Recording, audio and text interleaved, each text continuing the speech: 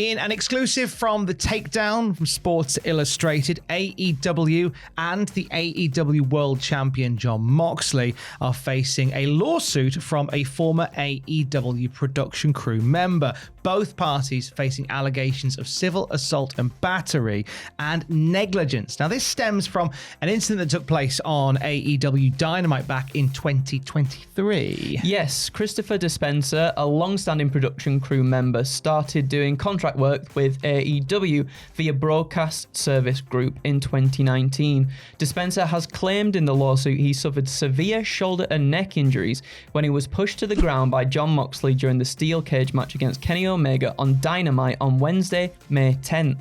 When the match spilled to the outside, Moxley grabbed a screwdriver to use on Omega and in doing so, pushed Dispenser to the ground unexpectedly.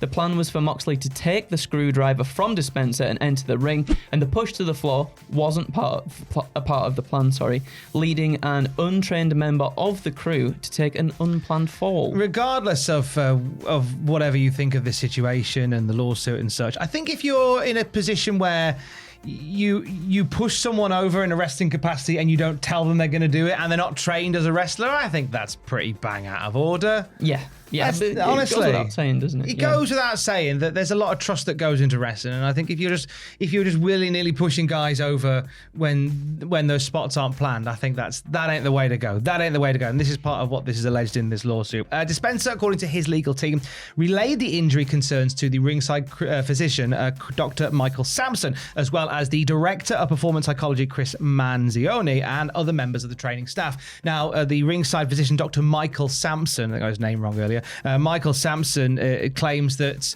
this was a stunt that wasn't cleared by him, and everything that happens ringside regarding the wrestlers and the extras have to go through him first, and he was upset that this is something that hadn't been run by him.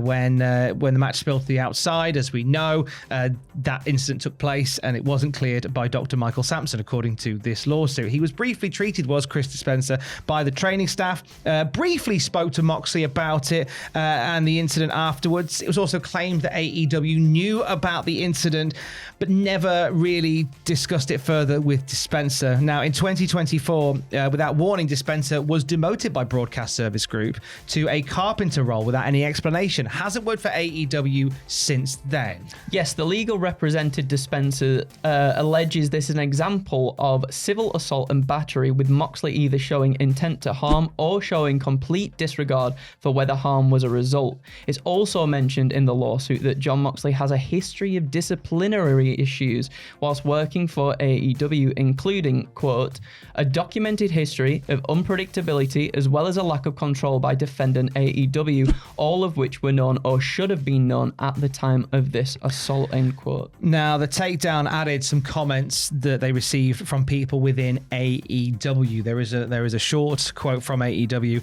regarding this article coming up in a bit, but from their sources, quote, multiple high-level AEW sources with knowledge of Moxley's working history with the company and not speaking in an official capacity on AEW's behalf, told the Takedown on Sports Illustrated that they were aware of any history of disciplinary issues with Moxley, noting he is respected within the promotion by talent and management. One referred to him as a locker room leader and disputed the characterization of Moxley given in the lawsuit. Just to add to that, they were not aware of any history of disciplinary issues with Moxley. Yes, AEW is also named in this suit with accusations of negligence in hiring and training Jon Moxley. Count 1 claims that AEW has, quote, a responsibility to exert reasonable control over its employees, agents, and or contracted individuals to ensure the safety of other performers, production crew, and the general audience, end quote. Now, the filing from Dispenser's legal firm, Rate Law PLLC, claims, quote, by going off script and violently shoving plaintiff, who was only a crew member, to the ground, Moxley demonstrated a substantial lack of concern for whether a severe injury would result to a production crew member at the event. In taking no precautions or preventative measures to protect production staff, defendant AEW's actions likewise show a reckless disregard for the safety of production staff, which goes beyond simple inadvertence. inadvertence, end quote. The takedown reached out to AEW, to an AEW spokesperson, regarding the lawsuit and the allegations, to which they replied, quote, AEW does not comment on pending litigation. In terms of what they're looking for, Chris Dispenser and his team want to obtain compensation for, and I quote, injuries suffered due to actions of the wrestler and the company that he worked for.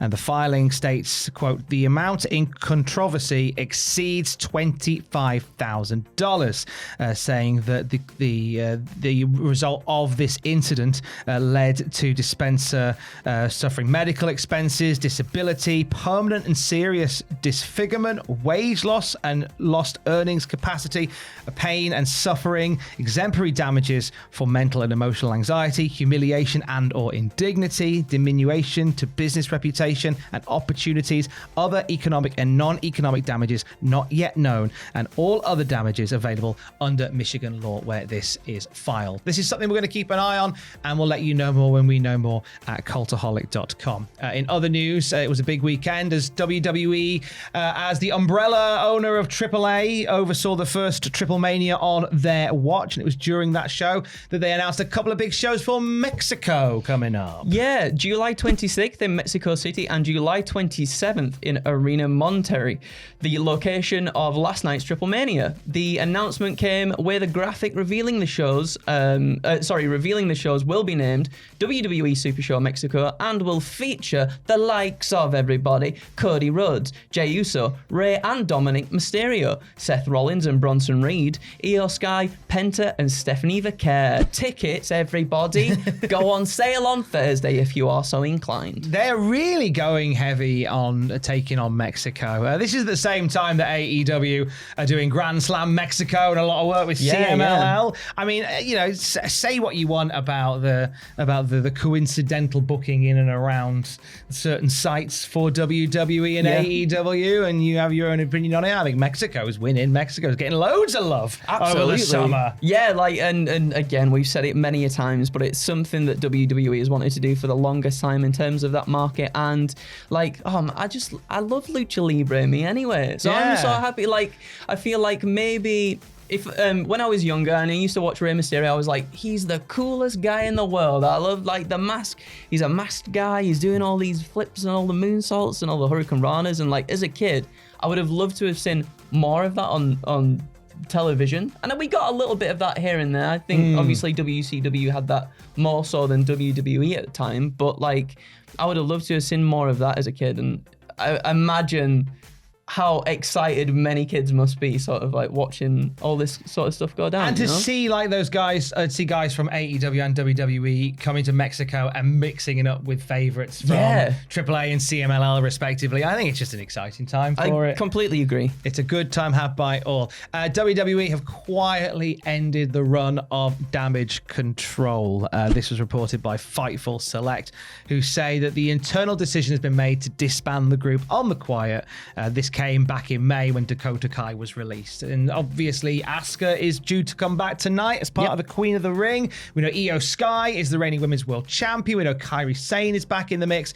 But there are no plans, at least currently, to bring Damage Control back together as a unit. We may see some of them team up together. I wouldn't be shocked if we see Asuka and Kairi Sane reform the Kabuki Warriors and have some fun with that. But as it stands, no more Damage Control. End of an era.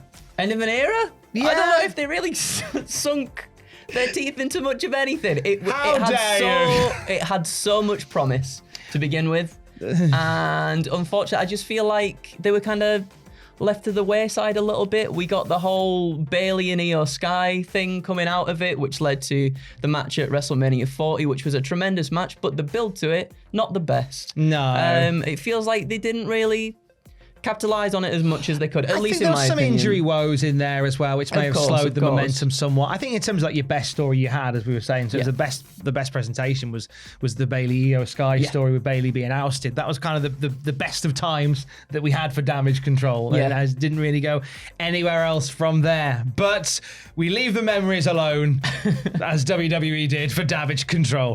No longer a part of the wrestling lineup. Hey, this is cool. On the channel right now, now a proper deep dive into Global Force Wrestling. Oh, very nice. The true story of which dropped over the weekend, in case you missed it. With your best friend in there? With my Bezzy Jeff Jarrett and his business that revolved around brain busters and bullying. Find out more about that on the true story. It's on the YouTube channel right now. And for the very latest wrestling news at any time, you can check out cultaholic.com. Keys.